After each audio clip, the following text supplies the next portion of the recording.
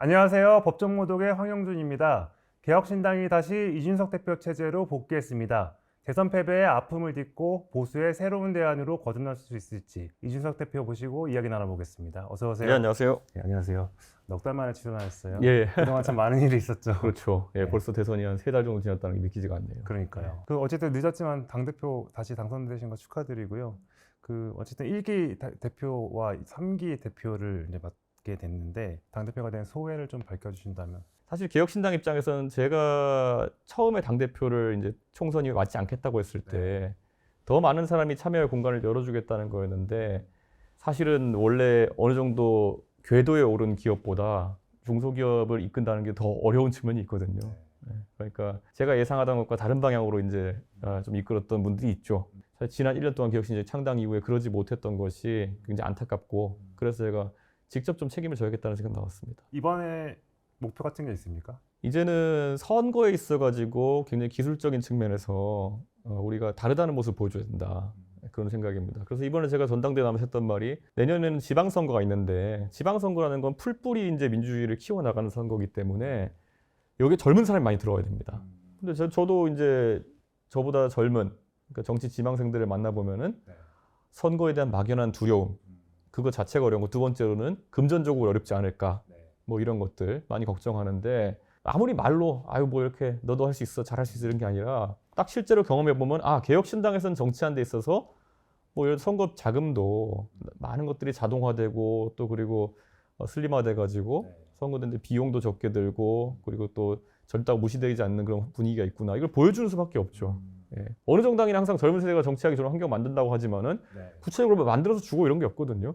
그래서 저희는 지금 그거 만드느라 매진하고 있습니다. 저희 완전 요즘 의원실부터 당직자까지 전부 다 공장입니다. 근데 대표님이 이제 두 번째 대표를 또 다시 하면서 어쨌든 약간 이제 사당화 이준석 당이냐 이런 이미지가 더 굳어지면서 우려도 있어요. 약간 뭐 당내 레드팀도 없다. 그런 우려에 대해서 어떻게 생각하세요? 전체적으로 이준석의 개혁신당 사당화 정도가 문제가 아니라 보수 전반으로 봤을 때는 뭐 이준석의 대항마가 되겠다 이러고 낙장했다는 사람 많지만은 지난 한 10년 가까이 결국 정치에 있어서 뭐 물리적으로 젊다 이런 게 아니라 새로운 걸 해보자라고 제안하고 깃발 들고 일정한 성과 내고 이랬던 사람이 없었기 때문에 자꾸 제가 역할이 부각되는 게 아니었습니다. 어쨌든 그러면은 지방선거도 그렇고 당내에서는 이제 인재 영입하는 게 제일 중요하겠네요. 네. 수장파들 키우고. 근데 지방선거에서는 물론 우리가 국민들이 광역단체장 정도 되면은 뭐 특별시장, 광역시장 정도 되면은 어느 정도 관심을 가지고 보지만은 기초의원, 광역의원 같은 경우에는 전체적인 분위기 또는 그 당의 이미지 이런 걸 많이 보기 때문에 인재 영입을 해서 그게 생긴다기보다는 당의 어떤 분위기나 선거 환경이 좋아지면은 인재들은 많이 몰려오는 구조의 선거가 지방선거입니다. 민주당 정청래 대표가 이제 대표님 예방을 이제 패싱하면서 이제 특검 수사 대상이라는 점을 꼽았어요. 특검에서 이제 만약에 이 대표에 대한 이제 지난번에 사실 압수수색도 했었잖아요. 그랬고 이제 만약에 체포동의 요구할 경우에 수용하겠다는 입장도 밝혔는데 이건 또 어떻게 생각하세요? 아무래도 이재명 대표가 예전에 체포동의안 받고 이런 게 빈번하다 보니까 국회의원에 대한 체포동의나 이런 게 가볍다고 생각하는 분들이 있는 것 같은데 제가 무슨 뭐 명태균 사장이랑 관계 속에서 제가 형사처벌될 만한 문제를 한 건 하나도 없다. 민주당이 뭐 구체적인 얘기를 하면 모르겠는데 정치 공세적인 발언을 하는 것 자체가 굉장히 부적절하다. 그런 생각입니다. 어쨌든 뭐 혐의가 이제 구체적이고 소환 조사 할 만한 명분이 있다거나 아니면 뭐 또 만약에 거기에 불응하실 경우에 체포영장을 청구하는 거니까 그 단계까지 안 갈 거라고 보시는 거죠? 전혀 그럴 이유가 없습니다. 어제 그 DJ 예. 그 서거 16주기 가셨었죠? 예, 맞습니다. 예. 가서도 보니까 지금 정청래 대표랑 송원석 비대위원장이랑 뭐 악수도 안 하고 눈도 안 마주치고 하면서 약간 지금 점점 협치는 이제 완전 물 건너간 것 같은데 지난 정부에서 이제 여당 대표 경험이 있으시잖아요. 정청래 대표한테 이렇게 좀 하셨으면 좋겠다라는 조언 한 말씀 하실 수 있나요? 조언이라기보다 어제 사실 공교롭게 그 1부는 행사를 현충관 거기 행사장에서 하고 2부는 이제 김대중 대통령 그 묘역에 가가지고 참배하느라 이렇게 쭉 앉아 있었는데 제가 자리가 어쩌다 보니까 그 송원수 대표 일찍 가셔가지고 우정청래 좌추미의 자리에 제가 앉았어요. 예, 굉장히 좀 부담스럽긴 한데 되게 화기애애하게 뭔가 장면이 찍히셨던데. 예, 뭐 저희 뭐 정치하는 사람들끼리 뭐 정청래 대표가 밖에서는 좀 약간 그런 유화적인 발언 하신다 하더라도 사람 얼굴 맞대고 있을 때 그런 얘기 못 하거든요. 네, 그렇기 때문에 뭐 이런저런 얘기하고 했습니다. 저는 정청래 대표가 지금 사실 여당 대표가 세상에서 제일 하기 어려운 일 중에 하나거든요. 네. 저도 그걸 짧게 해봤지만은 안 되는 건 전부 다 여당 탓을 하고요. 예, 잘 되는 건 전부 다 가로채려고 하는 게 여당 대표거든요. 정청래 대표도 처음 해보고 여당 대표 처음 해보겠지만은 그거를 웃으면서 넘기라고 하기에는 또 자존심 세신 분이니까. 예, 근데 그게 아마 관건일 것 같습니다. 아마 모든 공은 정부가 독차지하려고 하고 욕먹을 건 다 당에 넘길 텐데 네, 정청래 대표가 쉽지 않을 겁니다.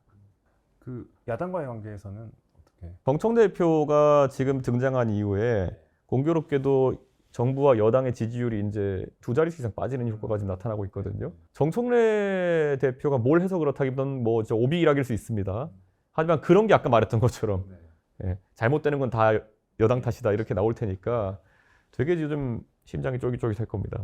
근데 어쨌든 지금 뭔가 야당 대표와의 관계 사실 이제 대표님만도 마찬가지인 거죠. 예방도 안 했고 그리고 지금 이제 국민의힘을 향해서는 어쨌든 내란 세력이라고 몰아붙이고 있으면서 서로 이제 정치가 안 될 것 같다는 걱정이 좀 많아요. 아니 뭐 어제 마침 또 김대중 대통령 추모식이었는데 그 김대중 대통령의 정치에서 가장 화끈한 움직임들이 뭐였습니까? 결국엔 나중에 내가 정치를 통해서 어려운 상황을 돌파해내기 위해 가지고 쿠데타 세력이라 할 수 있는 JP 세력과 본인이 연대를 하고 실제 퍼센테이지라는 수치로 보면은 세력 구도로는 한 5대1 정도 구도인데 절반을 주고 그 소위 말하는 5.16 세력을 끌어가는 거 아닙니까? 저는 그거 하는 추도식을 갔다 왔으면 정청래 대표도 좀 깨닫는 게 있어야 되지 않을까 그런 생각을 합니다. 그 국민의힘과 관련해서는 이제 이 대표도 이제 그 반탄 세력과는 대안 없다라고 선을 그었잖아요. 근데 지금 국민의힘 전당대회 굴러가는 거 보면은 이제 반탄 후보가 당선될 가능성이 높은데 그러면 여당과도 마찬가지지만 또 제1야당과도 소통이 어려워지는 건데 그렇게 되면은 개혁신당 국회에서 어떤 역할을 할 수 있을까요? 저는 만약에 지금 탄핵 반대 세력이 지도부에 올라가게 되면요. 저랑 그 지도부가 소통하기 어려운 문제가 아니라 그 지도부는 아마 당내 의원하고 소통이 어려울 것이다. 예전에 이제 탄핵 이후에 자유한국당이 혼란스러운 시기에 그때 보면은 뭐 지도부가 아무리 대여 강경 투쟁을 하려 그래도 민심도 안 받쳐주고 당내 구성원들도 가까이 엮이지 않으려 그러고 이래가지고 굉장히 외로운 상황에 처한 적이 있었거든요. 그렇기 때문에 저는 이번에 만약 반탄 지도부가 들어선다 그러면은 당내하고도 소통이 어려울 겁니다. 지금 분위기는 어쨌든 사흘 뒤에 이제 국민의힘 전당대회가 열리는데 근데 분위기는 지금 약간 뭐 김문수 후보가 가장 유력하다고 보지 않나요? 그러니까 이런 거잖아요. 초강경 우파 또는 좀 극우라고 하는 세력과 초강경 윤핵관이라고 할 수 있는 세력이 1, 2위를 구가고 있는 것처럼 보이거든요. 그러니까 이거 지금 굳이 말하자면은 킬러 문항이다 지금 국민의힘의 구성원들에게는 그런 기분일 겁니다. 근데 어느 쪽으로 가도 사실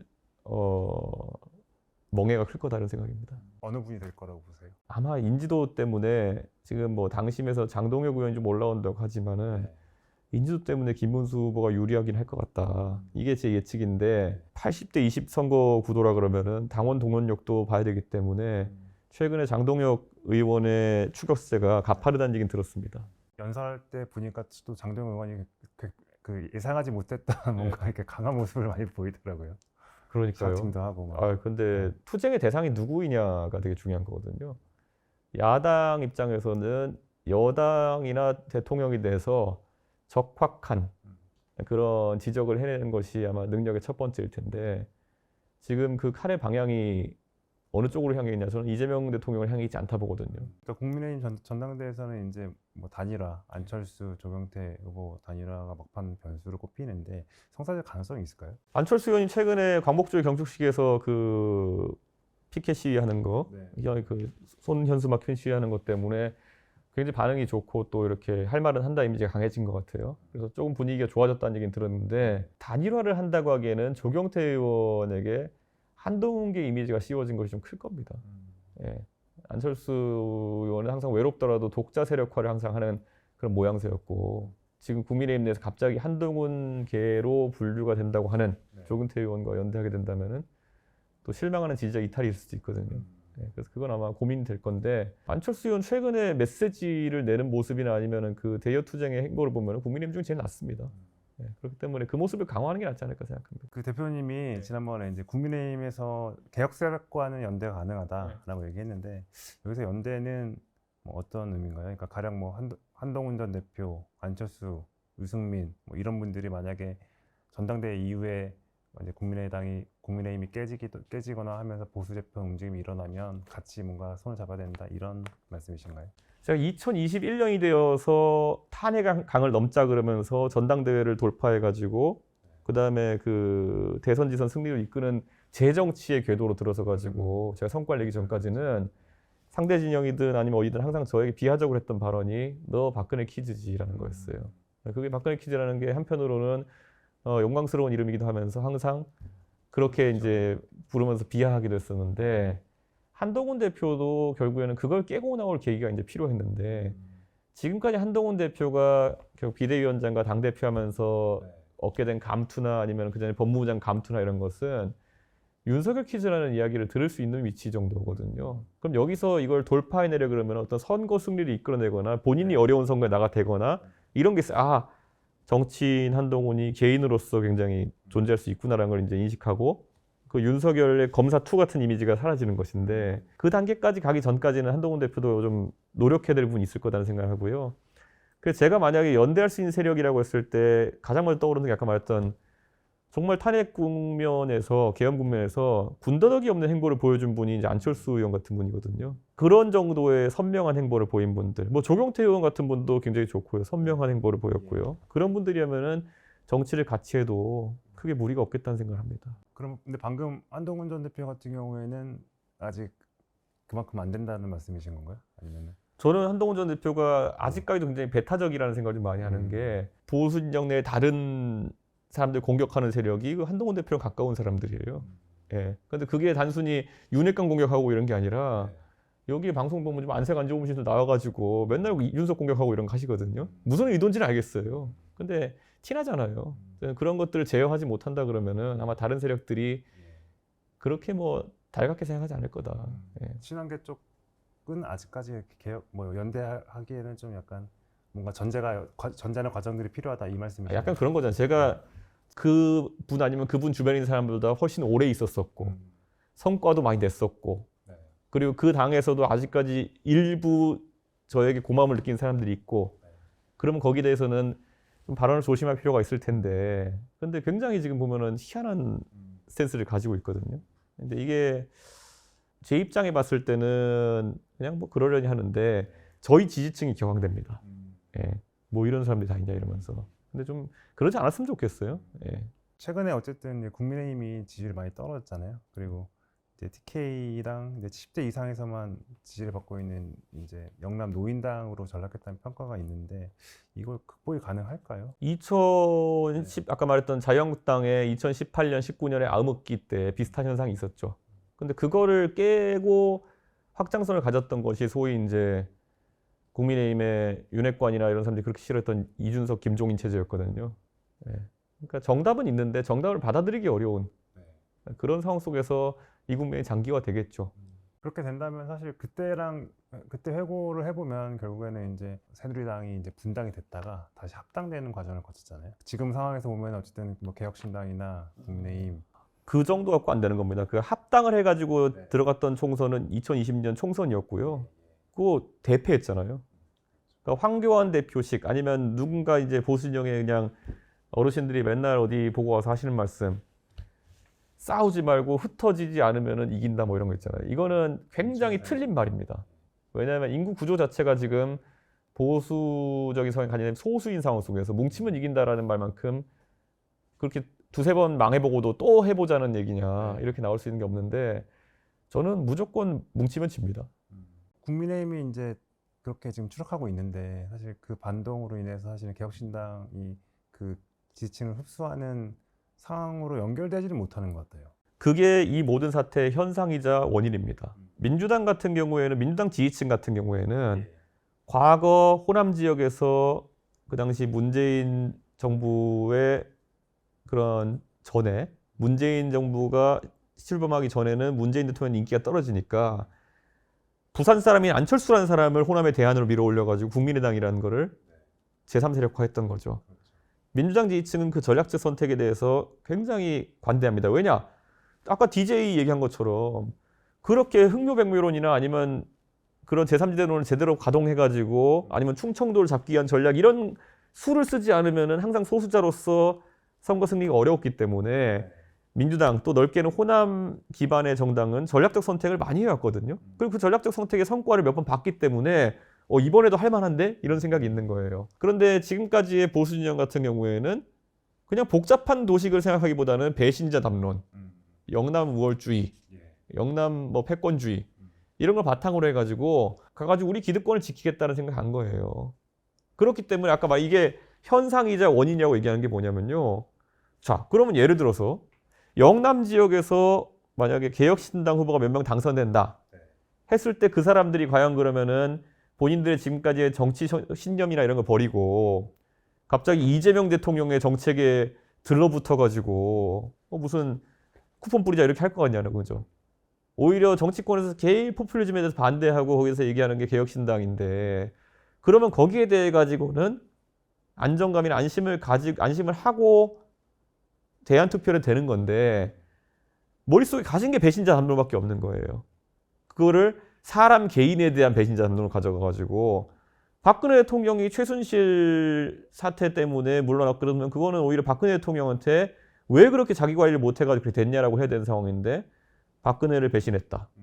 윤석열 대통령이 멀쩡한 대한민국의 계엄을 일으켜가지고 본인도 저렇게 감옥 가고 보수정 멸망시켰으면은 아니 어떻게 윤석열은 저런 사람이냐 이렇게 해야 되는데 그게 아니라 무슨 뭐 배신자 담론 이런 거 갖고 오고 그게 지난번 황교안 대표 체제의 총선 대패의 시나리오 그대로거든요. 또 그렇게 갈 겁니다. 예. 그러니까 그걸 벗어나려면 예를 들어 지금 이 방송을 보시는 분들이 내가 내 인생에서 대안투표라는 걸 해본 적이 있던가 한번 고민해 보셔야죠. 이재명 정부 얘기를 좀 넘어가 볼게요. 그 8월 15일 광복절에 이제 국민 임명식 했었잖아요. 네. 그때 안 가셨죠? 그 오전에 경축식은 가고 네. 저녁에 이상한 행사는 안 갔습니다.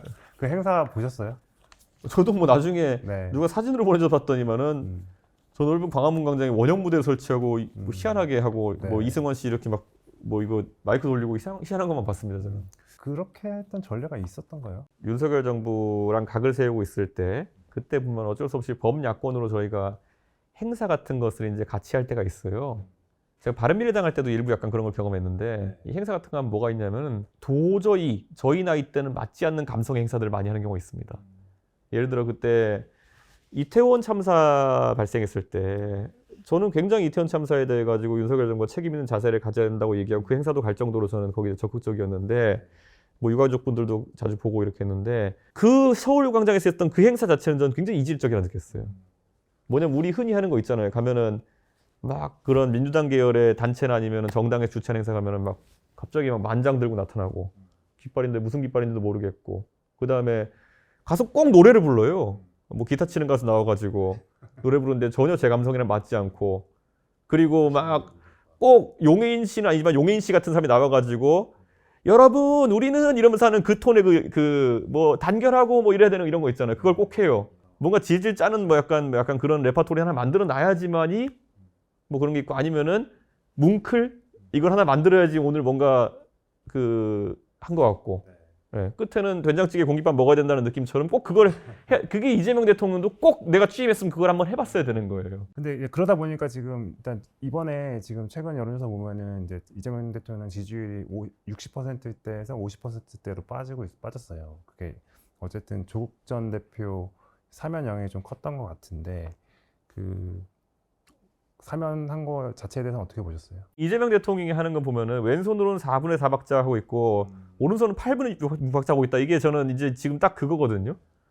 어느 장단에 지금 이제 이걸 트럼펫을 불어야 될지 모르는 그런 상황이 오는 겁니다. 그런데 한편에서는 삼특검을 돌려가지고 맨날 무슨 뭐 사람 때려잡는 거 하려고 하고 있어요. 그렇기 때문에 지금 이 사면이라는 것이 내로남불로 이제 비춰질 수 있는 우리 편에는 관대하고 상대에겐 가혹하려고 한다.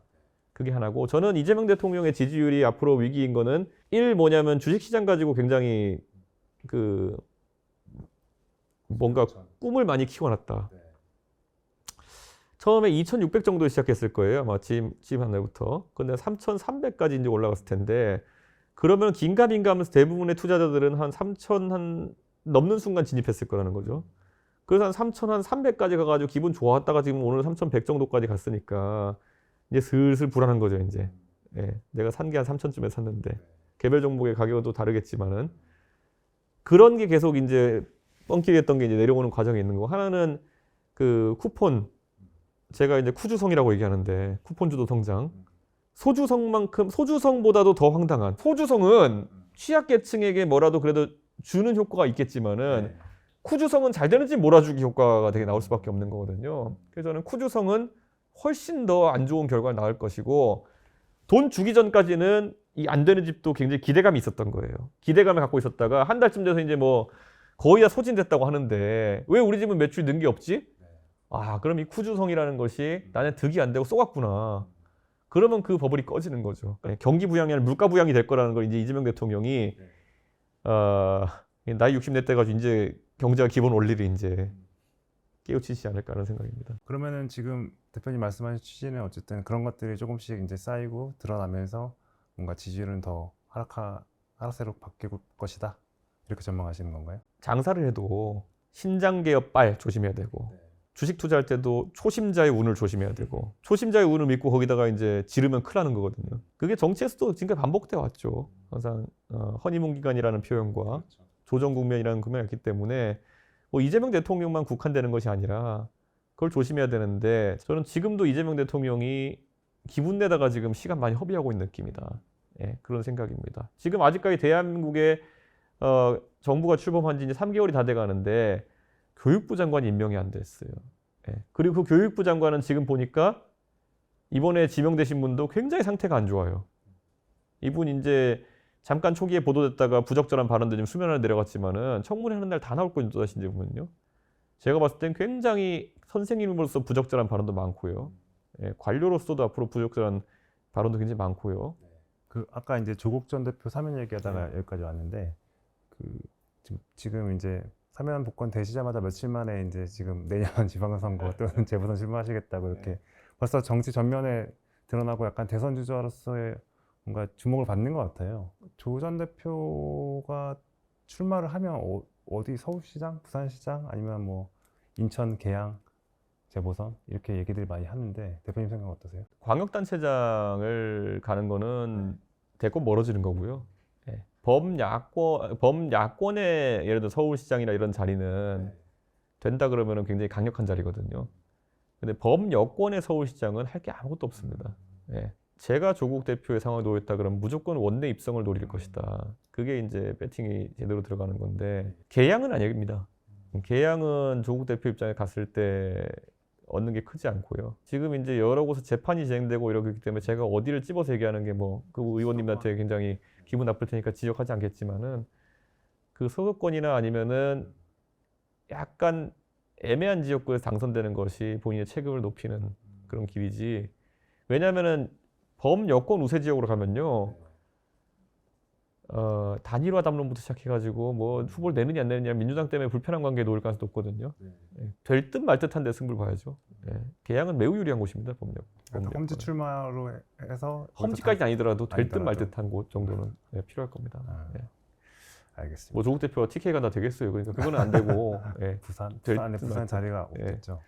뭐 전재수 장관이 만약에 부산시장 나온다면 기회가 나온다면. 생길 수 있겠지만은 이재명 대통령이 이제 정치적 부담에도 불구하고 조 전 대표 사면 이유를 놓고 이제 정청래 대표 견제용이다 이런 얘기도 있는데 그건 어떻게 보세요? 결과론적으로 그렇게 될지 몰라도 그런 의도는 아닐 겁니다. 아마 지난 대선 때 실제로 어떤 구두 합의나 아니면 이런 게 뒤에서 있었을 가능성이 있고 물론 그거는 선거법상 문제가 되니까 아무도 인정하려고 하지 않겠지만은 저는 있었을 거라 생각합니다. 그런 게. 정청래 대표하고 이재명 대통령 간에 뭔가 이제 당청 관계에 뭔가 긴장이나 갈등이 벌어질 수 있다 이런 분석은 어떻게 보세요? 아까 제가 말했던 것처럼 잘못되는 건 전부 다 여당 탓, 잘 되는 건 정부 덕 이렇게 할 거기 때문에 그거를 계속 이제 쌓일 겁니다. 영선 여당 대표로 시작해가지고 이제 신당 창당도 했고 최연소 대선 출마도 하셨어요. 이제 정치인 이준석이 이제 이루고 싶은 다음 목표는 뭔가요? 대통령 선거를 한번 출마했으니까요. 항상 대선 주자라는 생각으로 더 넓은 대한민국의 문제들을 이해하고